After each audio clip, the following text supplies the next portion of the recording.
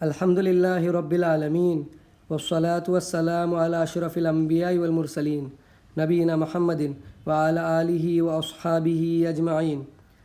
معزز ناظرین اکرام، اللہ سبحانہ وتعالیٰ نے قرآن کریم میں اہل علم کی ایک خاص صفت کا ذکر کیا ہے، جس کے تعلق سے اللہ تعالیٰ سورۃ التوبہ کی آیت نمبر 71 میں فرماتا ہے: والمؤمنون والمؤمنات بعضهم اولیاء بعض یأمرون بالمعروف وینہون عن المنکر، کہ جو اہل ایمان ہیں وہ ایک دوسرے کے ولی ہیں، ایک دوسرے کے دوست ہیں، ایک دوسرے کو بھلائی کا حکم دیتے ہیں، ایک دوسرے کو برائی سے منع کرتے ہیں۔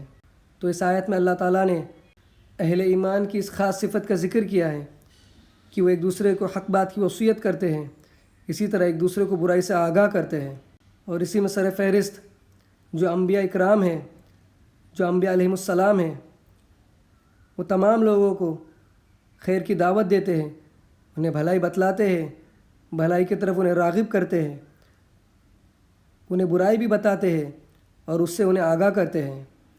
پھر انبیاء علیہم السلام کے بعد آپ کے وارثین جو ہمارے علماء اکرام ہیں، جو اہل حق ہے، وہ اس کام کو بجا لاتے ہیں، وہ لوگوں کو حق بات کی وصیت کرتے ہیں، اسی طرح انہیں برائیوں سے آگاہ کرتے ہیں۔ تو ہمارا آپ کے سامنے ایک چھوٹا سا رسالہ ہے جو دور حاضر کے ایک بہت بڑے عالم دین شیخ عبد المحسن العباد البدر حفظہ اللہ کی مختصر سی نصیحت ہے۔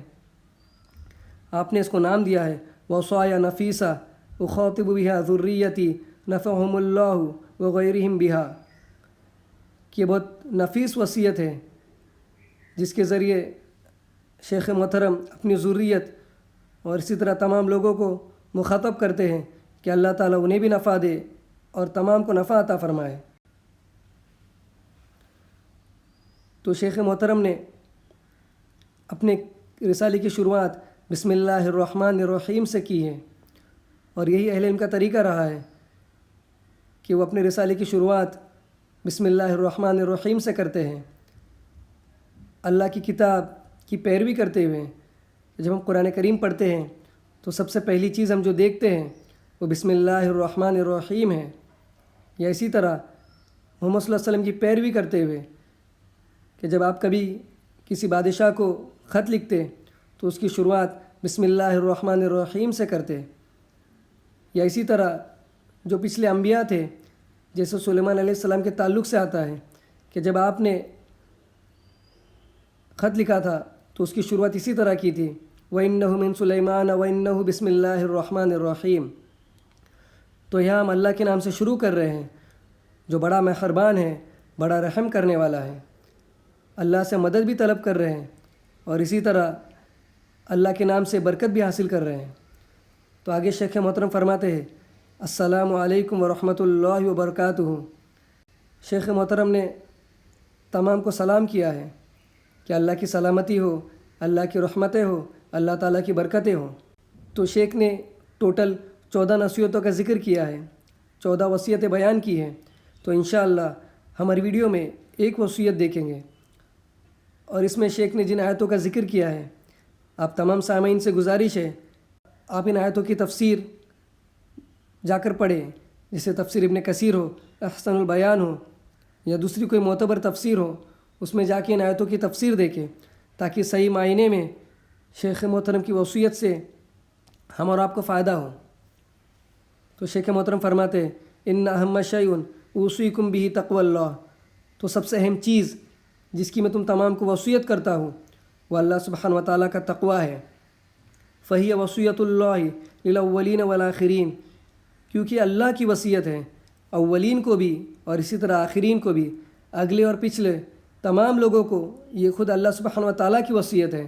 کما قال تعالیٰ، جیسے اللہ تعالیٰ نے فرمایا: وَلَقَدْ وَصَّيْنَا الَّذِينَ أُوتُوا الْكِتَابَ مِن قَبْلِكُمْ، کہ ہم نے تم سے پہلے جو اہل کتاب تھے ان کے طرف بھی اس چیز کی وصیت کی ہے، اور تم تمام کی طرف بھی اس بات کی وصیت کرتے ہیں ان اتقوا اللہ، کہ تم اللہ تعالیٰ کا تقوی اختیار کرو۔ وہی سبب کل خیر فی الدنیا والآخرہ، کیونکہ تقوی دنیا اور آخرت میں خیر حاصل کرنے کا ذریعہ ہے، خیر حاصل کرنے کا سبب ہے۔ قال اللہ عز وجل، اللہ تعالیٰ نے فرمایا: وَمَن يَتَّقِ اللَّهَ يَجْعَلْ لَهُ مَخْرَجًا، کہ جو کوئی شخص اللہ کا تقوی اختیار کرتا ہے تو اللہ سبحانہ و تعالیٰ اس کے لیے ایک مخرج، ایک راستہ نکالتا ہے. وَيَرْزُقْهُ مِنْ حَيْثُ لَا يَحْتَسِبُ، اور اسے ایسی جگہ سے روزی عطا کرتا ہے کہ وہ سوچ بھی نہیں سکتا. وقال وَمَن يَتَّقِ اللَّهَ يَجْعَل لَّهُ مِنْ أَمْرِهِ يُسْرًا، اور جو کوئی شخص اللہ سبحانہ و تعالیٰ کا تقوی اختیار کرتا ہے تو اللہ تعالیٰ اس کے امور کو آسان کر دیتا ہے. وقال وَمَن يَتَّقِ اللَّهَ يُكَفِّرْ عَنْهُ سَيِّئَاتِهِ وَيُعْظِمْ لَهُ أَجْرًا، اور جو کوئی شخص اللہ سبحانہ و تعالیٰ کا تقوی اختیار کرتا ہے تو اللہ سبحانہ و تعالیٰ اس کے گناہوں کو مٹا دیتا ہے اور اسی طرح اس کے اجر کو بڑھا دیتا ہے. وقال یا ایھا الذین آمنوا ان تتقوا اللہ یجعل لکم فرقانا ویکفر عنکم سیئاتکم ویغفر لکم واللہ ذو الفضل العظیم. اہل ایمان، اے ایمان والو، اگر تم اللہ کا تقوی اختیار کرو تو وہ تمہیں فرقان عطا فرمائیں گا، یعنی حق اور باطل میں فرق کرنے کی تمیز دیں گا. وَيُكَفِّرْ عَنْكُمْ سَيِّئَاتِكُمْ، اور تمہارے گناہوں کو مٹا دیں گا. وَيَغْفِرْ لَكُمْ، اور تمہیں معاف کر دیں گا. وَاللَّهُ ذُو الْفَضْلِ الْعَظِيمِ، اللہ بڑی عظیم فضیلت والا ہے. وقال وَاتَّقُوا اللَّهَ وَيُعَلِّمُكُمُ اللَّهُ، تم اللہ کا تقوی اختیار کرو، اللہ تعالیٰ تمہیں سکھائیں گا. تو یہاں شیخ محترم نے بعض آیات کا ذکر کیا ہے جس میں تقوی کے فوائد ہیں، یا تو دنیاوی فوائد ہیں یا اسی طرح اخروی، آخرت میں اس کا کیا فائدہ ہے. تو آپ تمام سامعین سے گزارش ہے کہ یہ جو آیتیں ہیں ان کی تفسیر آپ جا کر پڑھیں کہ واقعی اللہ تعالیٰ ان آیتوں میں ہم سے کیا کہنا چاہتا ہے. جو پہلی آیت تھی وہ سورہ نساء کی آیت نمبر 131 ہے. اسی طرح بعد میں شیخ محترم نے سورۃ الطلاق کی آیت نمبر 2، 3، 4 اور 5 کا ذکر کیا ہے. پھر آخر میں شیخ محترم نے سورۃ الانفال کی آیت نمبر 49 کا ذکر کیا ہے، اور اسی طرح سورہ بقرہ کی آیت نمبر 282 کا ذکر کیا ہے. تو جو سب سے پہلی وصیت ہے وہ تقوی کی وصیت ہے، اور یہ اتنی اہم ہے کہ اللہ تعالیٰ نے اس چیز کی وصیت کی ہے. تو واقعی تقوی کیا ہے، یا اسی طرح کیسے ہم اپنی زندگی میں تقوی داخل کریں، اس تعلق سے فضیلت الشیخ ابو زید ضمیر حفظہ اللہ کا ایک بہت بہترین سا درس ہے جس کی لنک آپ ڈسکرپشن میں دیکھ سکتے ہیں. ہم یہیں پر ٹھہرتے ہیں، اور انشاءاللہ اگلی ویڈیو میں ہم فضیلت الشیخ عبد المحسن حفظہ اللہ کی دوسری وصیت دیکھیں گے. جزاک اللہ خیرا.